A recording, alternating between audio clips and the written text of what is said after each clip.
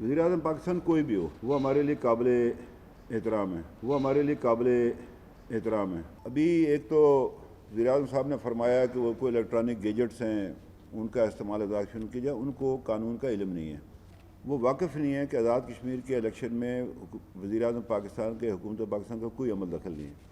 ہمارا اپنا election commission ہے اور یہ آئین ہے ہمارا، یہ جو میں دکھا رہا ہوں، اس کے تحت سارے معاملات چلتے ہیں۔ ان کے جتنے زعماء ہیں وہ یہ کہتے ہیں کہ جی آزاد کشمیر میں کرپٹ حکومت کا خاتمہ کریں گے۔ میرا ایک وزیر جو آدھا گھنٹہ پہلے تک کرپٹ تھا، آدھا گھنٹہ استعفے سے پہلے، اور وزیر اعظم صاحب نے اس کو وہ 3 سیرنگی جو ہے وہ پٹا ڈال دیا اور وہ صاف ہو گیا۔ ایک تو جو انہوں نے کہا کہ یہ کرپٹ کا ٹولے کا احتساب کرنا ہے، ان کو یہ کرنا ہے، اور آدھے گھنٹے کے بعد وہ کرپٹ جو ہے وہ ایماندار ہو گیا ہے اور اس کو اسی وقت ٹکٹ بھی جاری ہو گیا۔ یعنی کیوں اسی تبدیلی لا رہے ہیں وہ؟ کیا وہاں پر کوئی ایسا تالاب ہے نہ لانے کا؟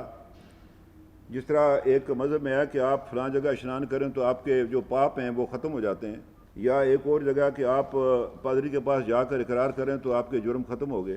وہ ایک چھوٹا سا ایک ہوتا ہے، وہ جالی والا کمرہ ہوتا ہے جس میں ایک طرف وہ پادری ہوتا ہے، دوسری طرف وہ آدمی ہوتا ہے جو اپنے گناہ کا اقرار کرتا ہے۔ کہ یہ صوبہ نہیں بن سکتا آزاد کشمیر، جو مرضی کر لیں، عمران خان صاحب الٹے لٹک کر بھی آ جائیں، یہ نہیں بن سکتا جب تک مسئلہ کشمیر پر لوگوں کو حق خود ارادی کی بنیاد پر ان کو حق نہیں دیا جاتا۔ اور پاکستان کا آرٹیکل 257 یہ بات بتاتا ہے کہ اگر کل کشمیری پاکستان کے ساتھ الحاق کا فیصلہ کرتے ہیں تو پاکستان کے ساتھ کشمیری کس طرح کے جو ہے وہ مراسم قائم رکھیں گے اور ان کو تقدم حاصل ہوگا ان کی اس رائے کو۔ اب یہ ہے کہ اس طرح کے واقعات سے ہمیں تشویش ہے۔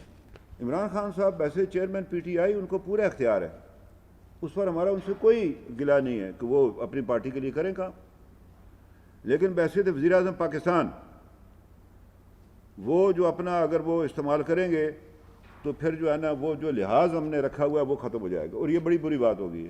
اس لیے کہ پاکستان ہمارا وطن ہے، ہمارا مستقبل ہے یہ، اور یہ فیصلہ کشمیریوں نے 44 میں قائد اعظم کی سری نگر موجودگی میں کیا تھا۔ یہ کوئی آج کا، یہ کل کا فیصلہ نہیں ہے۔ یہ میرے لیے سلطان محمود صاحب بھی قابل احترام ہیں، عتیق صاحب بھی قابل احترام ہیں، مجید صاحب بھی، لطیف اکبر صاحب بھی، کترابی، سارے میرے لیے قابل احترام۔ میرا کسی کے ساتھ کوئی ذاتی تنازع نہیں کہ آپ جو ہے الیکشن لڑیں، اپنا منشور بیان کریں۔